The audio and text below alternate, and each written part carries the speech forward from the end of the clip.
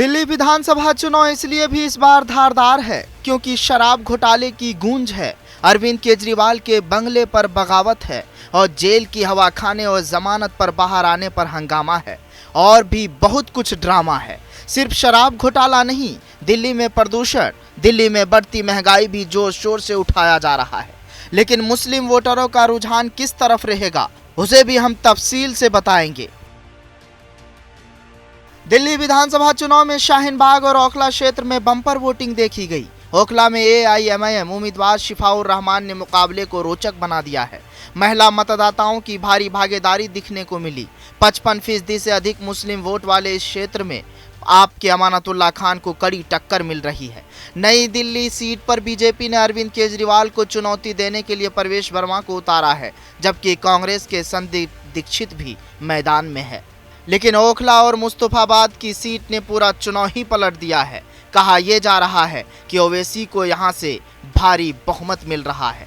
आम आदमी पार्टी के लिए यह चुनाव काफी मायने में अहम रखता है, जबकि बीजेपी और कांग्रेस भी मैदान में है और वापसी के लिए जोर लगा रहे हैं। बीजेपी ने दिल्ली में 1993 में जीत हासिल की थी, उसके बाद कभी जीत नसीब नहीं हुई।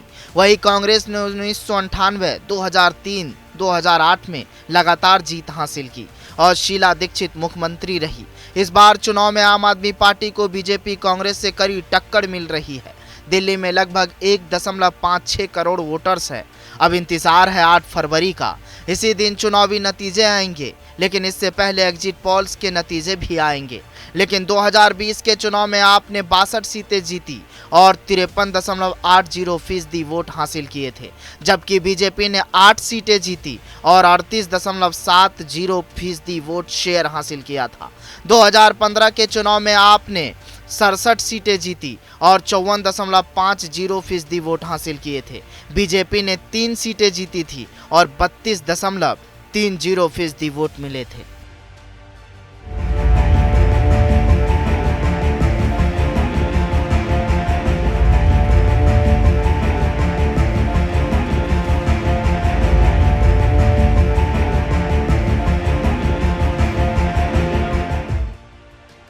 एग्जिट पोल से चुनावी नतीजों की एक तस्वीर पता चलती है। दरअसल एग्जिट पोल में एक सर्वे किया जाता है, जिसमें वोटरों से कई सवाल किए जाते हैं। उनसे पूछा जाता है कि उन्होंने किसे वोट दिया। ये सर्वे वोटिंग वाले दिन ही होता है। सर्वे करने वाली एजेंसियों की टीम पोलिंग बूथ के बाहर वोटरों से सवाल करती है। इसका एनालिसिस किया जाता है और इसके आधार पर चुनावी नतीजों का अनुमान लगाया जाता है।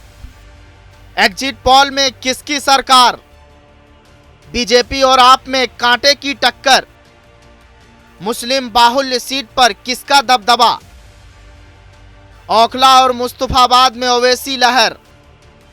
ओखला के अलावा AIMIM ने मुस्तफाबाद सीट पर ताहिर हुसैन को खड़ा किया है।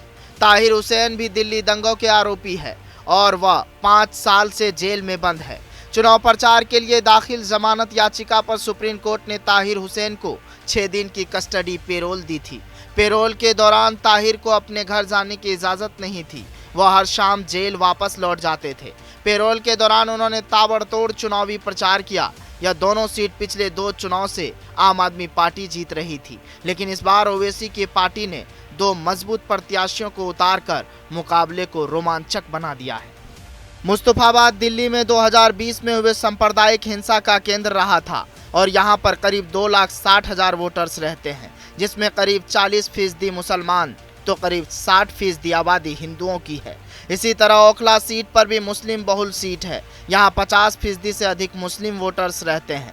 पिछले 2 चुनावों में यहां आप और बीजेपी के बीच सीधा मुकाबला रहा था, लेकिन MIM भी यहां से चुनाव लड़ रही है, जिसे चुनाव कड़ा हो गया है। आम आदमी पार्टी की ओर से मौजूदा विधायक अमानतुल्लाह खान तो बीजेपी की ओर से मनीष चौधरी मैदान में है।